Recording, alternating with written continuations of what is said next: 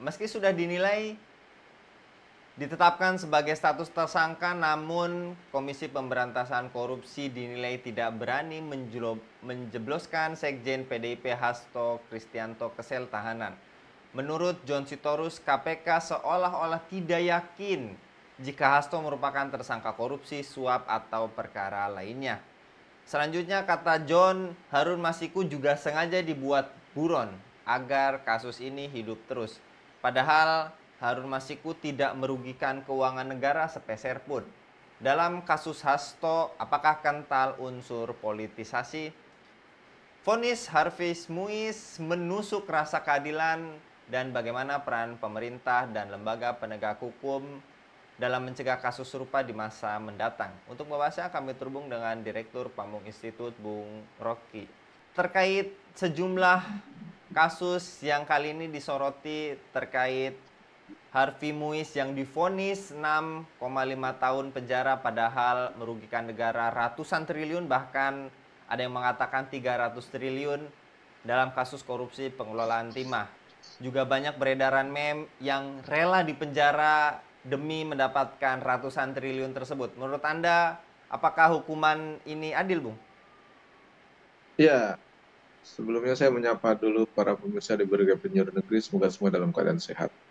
Maka kita bisa menilai sangat mengganggu rasa keadilan publik. Jadi kalau kita bilang ya ini sebenarnya vonis yang sangat tidak adil bagi masyarakat atau publik yang menggunakan akal warasnya atau dengan menggunakan eh, rasa keadilan publiknya. Tapi bagi pihak yang terdakwa ya tentu merasa itu udah bagus dan adil menurut mereka.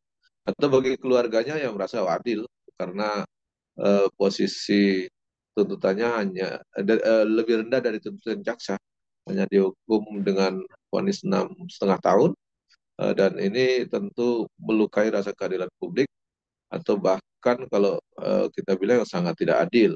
Di satu sisi misalnya ada pihak yang korupsi kecil-kecilan, eh, hukumannya juga berat.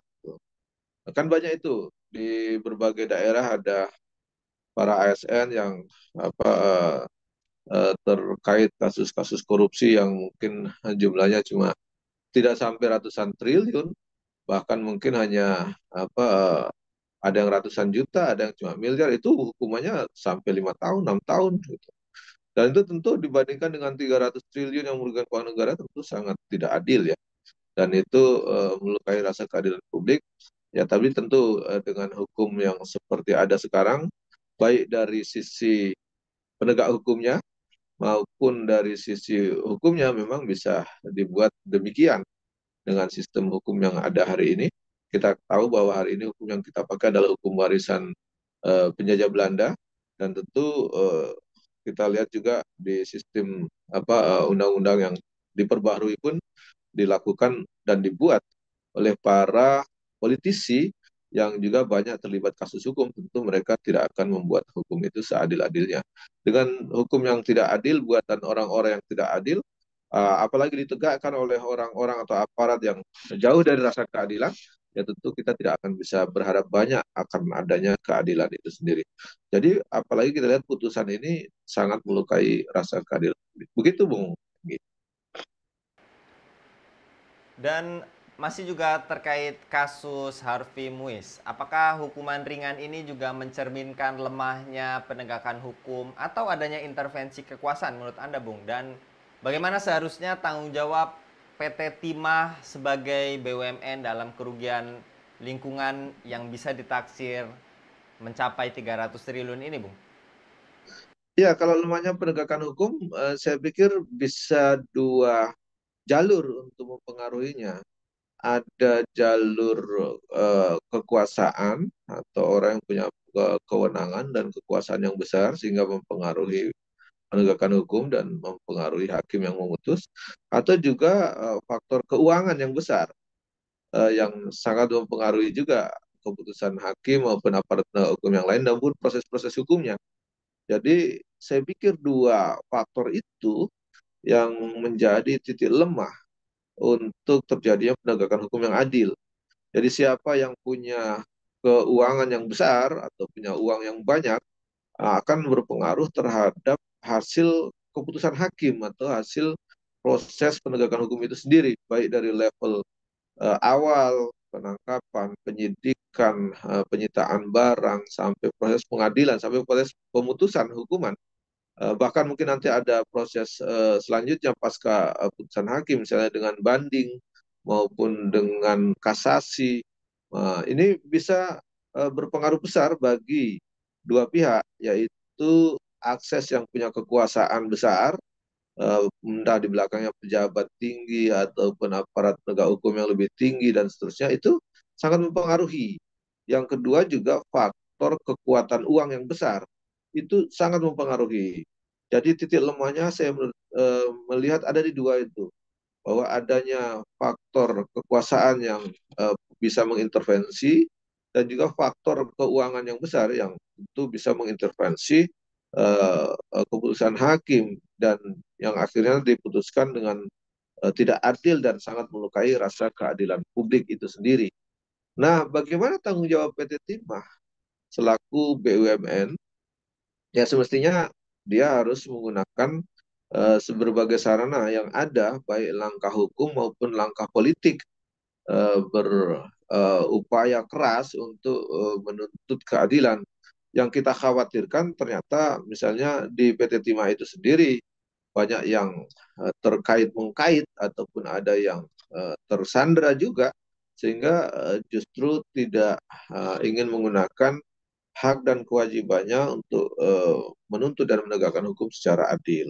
Mungkin juga ada kaitannya, mungkin takut juga diancam, bisa dicopot jabatannya, atau takut juga dikriminalkan dan seterusnya, sehingga penguasa pihak-pihak pimpinan PT Timah yang punya kewenangan untuk melakukan langkah-langkah hukum maupun langkah-langkah politik untuk bisa mendapatkan keadilan di negeri ini jadi mandul atau tidak melaksanakan fungsinya dengan baik.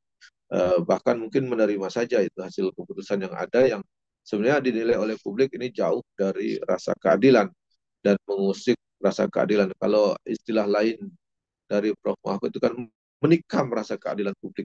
Nah, kalau saya lebih cenderung uh, masih sampai kepada melukai rasa keadilan publik. Begitu Bung Enggi. Oke.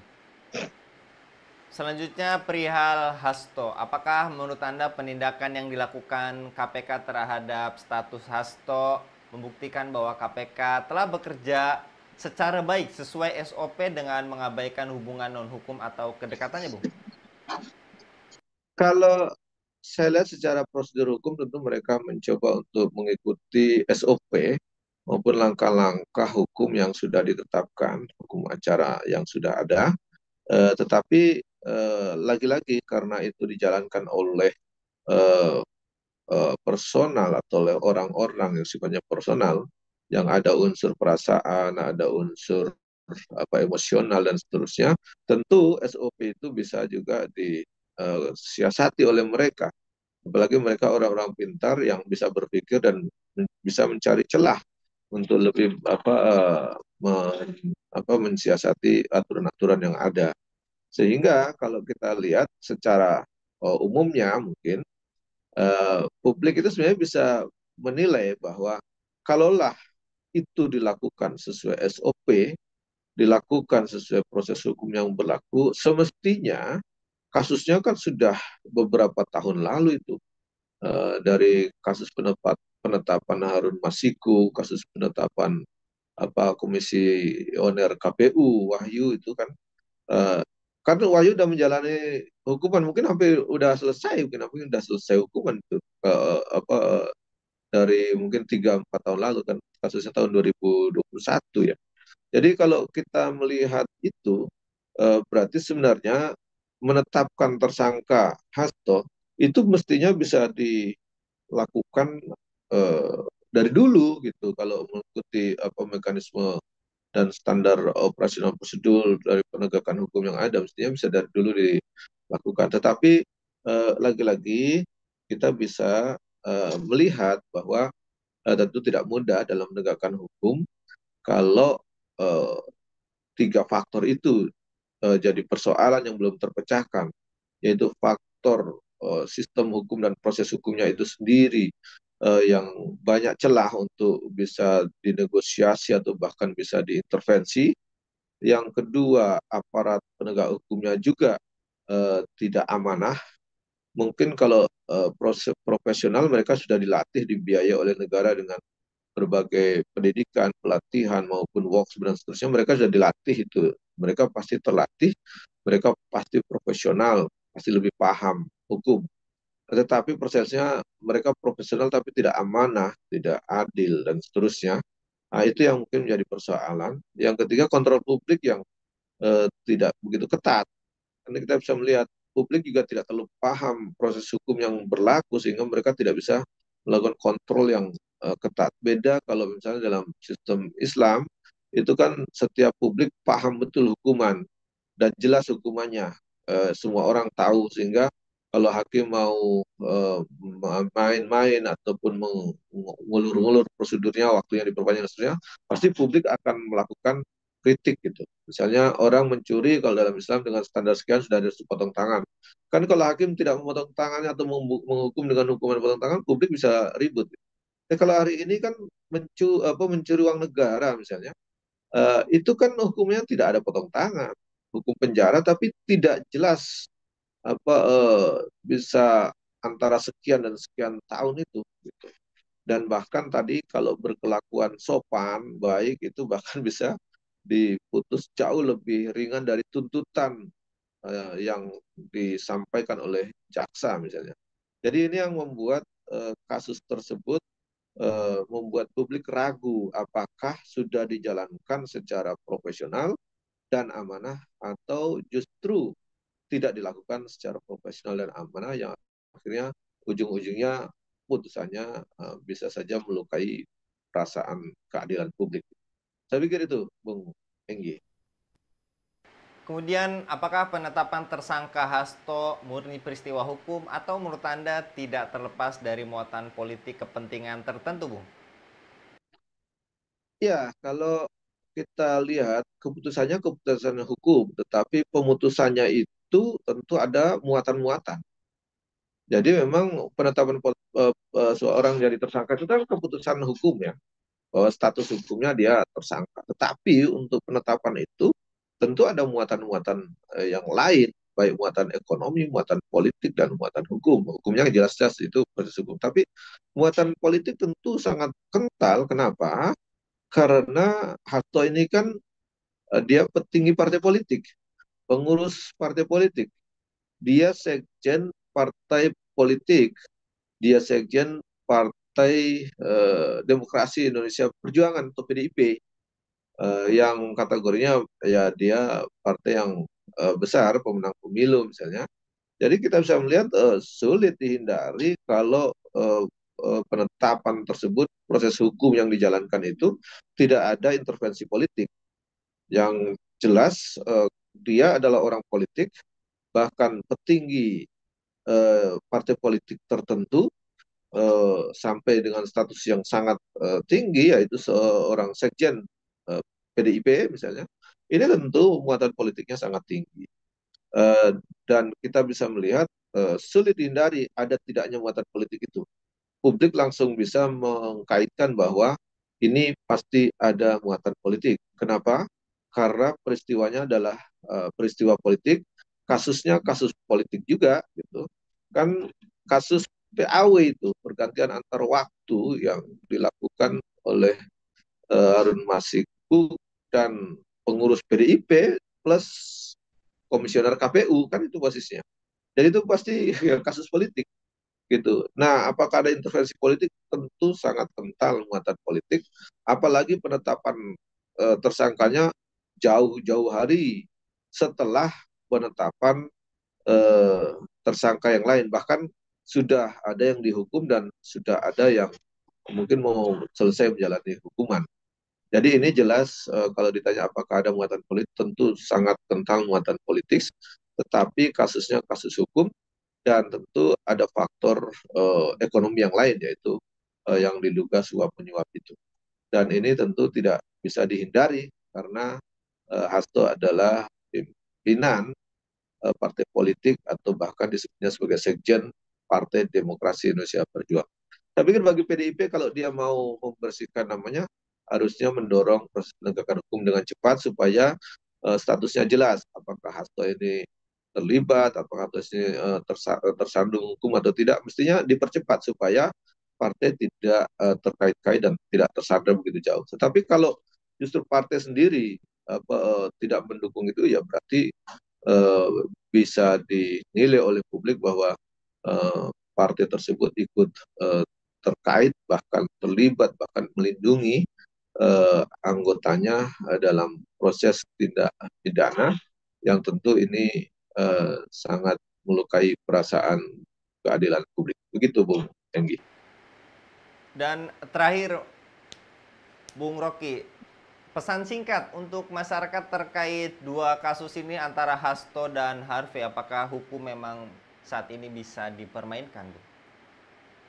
Iya, bagi publik dan masyarakat Indonesia, saya pikir sudah terlalu banyak kasus yang bisa kita lihat secara telanjang dan terang benderang di hadapan kita, bahwa kasus-kasus hukum yang melibatkan para pejabat tinggi, bahkan para petinggi partai, para politisi yang punya jabatan tinggi, itu sulit dihindarkan adanya muatan politik, dan tentu sulit dihindarkan adanya tekanan-tekanan politik maupun ada tekanan-tekanan ekonomi atau keuangan ataupun ekonomi yang lain. Dan ini tentu kita sulit mengharapkan adanya keadilan di tengah-tengah kita, karena dengan mewarisi sistem hukum Belanda yang ada dengan KUHP maupun KUHAP-nya, kita berproses dan menggunakan hukum warisan dari Belanda yang ternyata itu bukan buatan Belanda, ternyata itu diwarisin dari Prancis, dan ternyata Prancis juga warisan dari Romawi. Sehingga kita sebenarnya menggunakan sistem hukum warisan Romawi sampai hari ini kita gunakan, dan itu ditetapkan sejak Indonesia merdeka, yaitu dengan Undang-Undang 1 tahun 1946. Setahun setelah kemerdekaan kita menetapkan undang-undang KUHP itu berlaku di wilayah negara kesatuan Republik Indonesia, dan sampai hari ini kita gunakan walaupun ada beberapa yang direvisi maupun ada beberapa undang-undang yang dibuat baru, tetapi prosesnya tetap menggunakan sistem itu. Dan rasa keadilan publik sampai hari ini masih belum kita dapatkan dengan jelas keadilannya, dan tentu ini perlu kita pikirkan kembali bahwa apakah sistem seperti ini perlu kita pertahankan dan terus-teruskan. Dan tentu sebagai orang yang punya rasa keadilan publik yang tinggi maupun kewarasan secara akal, tentu kita harus mencari alternatif hukum yang adil, yaitu sumber yang tidak dari warisan penjajah, tidak dari warisan Prancis, tidak dari warisan dari Romawi, tetapi ya tentu sebagai seorang Muslim kita cari hukum yang berasal dari Zat yang Maha Adil, yaitu dari Allah Subhanahu Wa Taala, itulah syariat Islam. Oleh karenanya bagi masyarakat perlu kita membangun kesadaran baru bahwa kita sulit mengharapkan keadilan dari sistem hukum warisan penjajah ini, maka kita mestinya mencoba mencari alternatif lain, dan terutama kita coba untuk menerima kembali hukum warisan dari Rasulullah Muhammad SAW, yaitu syariat Islam, yang tentu sebenarnya sebelum penjajah Belanda datang itu hukum syariat Islam itu sebagian besar sudah berlaku di negeri ini. Kita hanya kembali lagi kepada masa sebelum penjajah Belanda itu datang membawa hukumnya, yaitu hukum Eropa. Saya pikir ini harus menjadi kesadaran kita, dan hari ini kan sebagian hukum Islam itu masih diterapkan dengan mekanisme di pengadilan agama itu, dan itu sayangnya hanya persoalan pernikahan, waris, cerai, dan seterusnya. Belum sampai ke ranah pengadilan umum atau tindak kriminal umum. Saya pikir kita bisa belajar dari situ, melebarkan itu. Misalnya dengan hukum potong tangan yang ada perintah dari Al-Quran, yang kita terapkanlah. Hukum kisos kita terapkan. Saya pikir dengan itu kita kembali kepada hukum sebelum KUHP Belanda datang. Saya pikir itu akan membawa ke perubahan yang berarti dan keadilan yang lebih baik sebagaimana sebelum adanya penjajah itu datang. Begitu, Bung Henggi.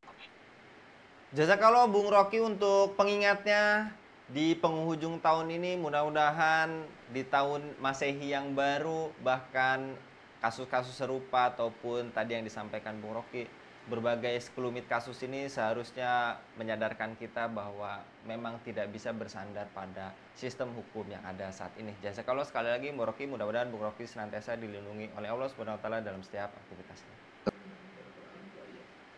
Demikian pemirsa Ilava News, dukung dengan subscribe, share, dan like. Semoga menjadi kebaikan bagi kita semua di dunia dan di akhirat. Saya yang Yusuf Randi undur diri. Assalamualaikum warahmatullahi wabarakatuh.